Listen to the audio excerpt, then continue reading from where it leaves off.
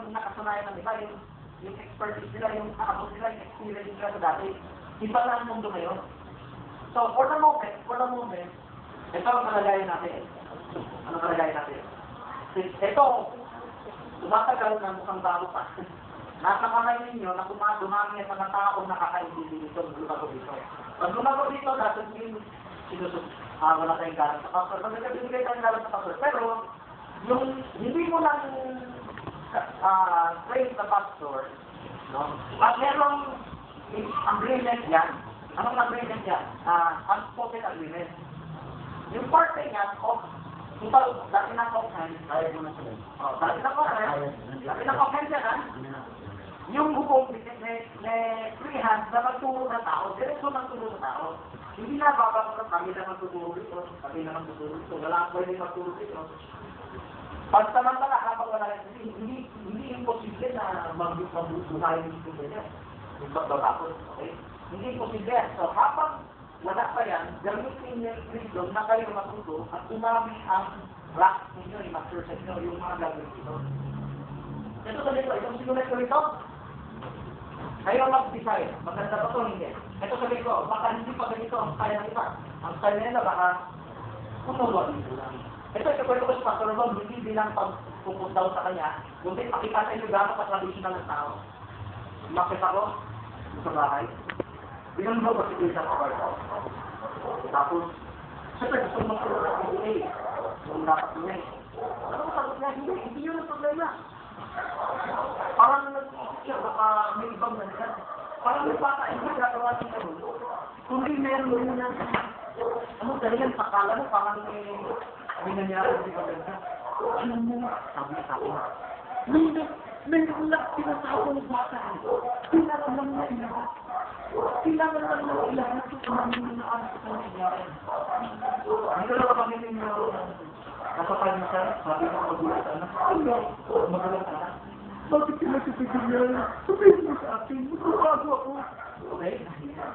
Nangyari sa rin na kalikan, ang mga kalihari.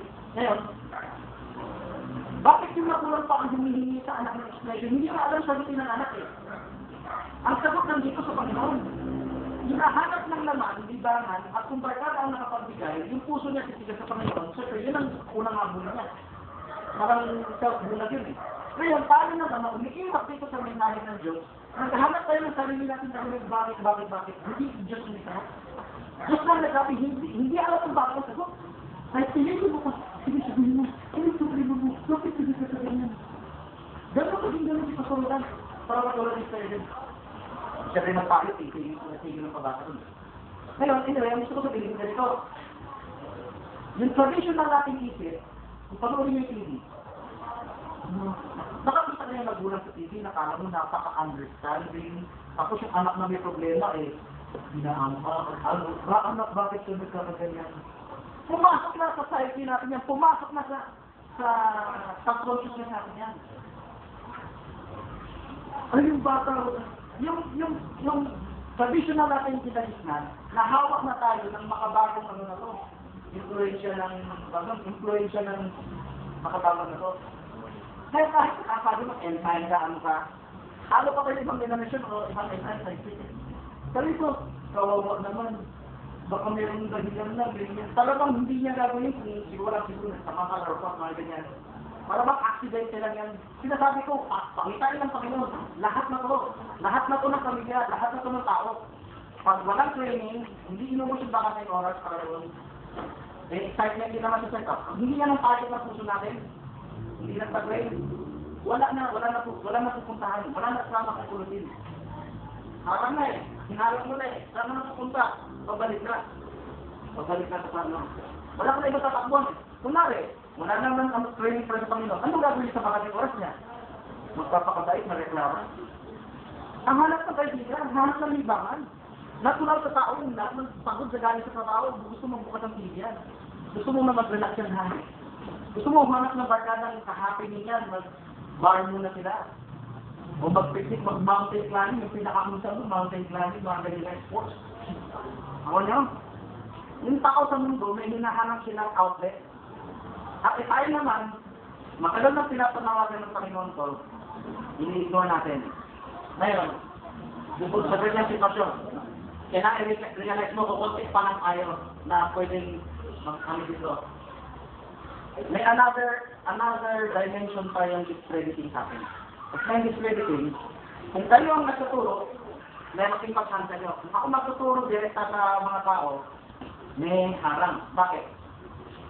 Meron akong discrediting from within and without.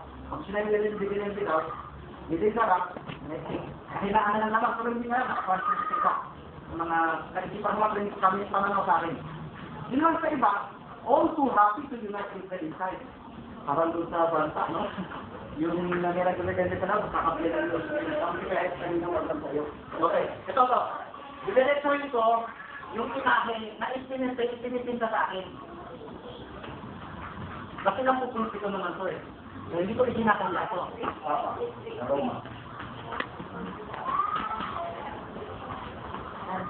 Ito ang pinipinta sa akin. Bakit ako papasaroma? Pag ako nagturo ng gagawin, at sinunod ng ibang tao, nagiging tao lang ang sinusunod. Isang tao lang sinusunod. Ito yung term. Isang tao lang sinusunod. Kaya hindi lang na-isinunod ka na may karna na sa Amerika. Hello, kaya si David Flores para rumagaya. Oo, David Flores.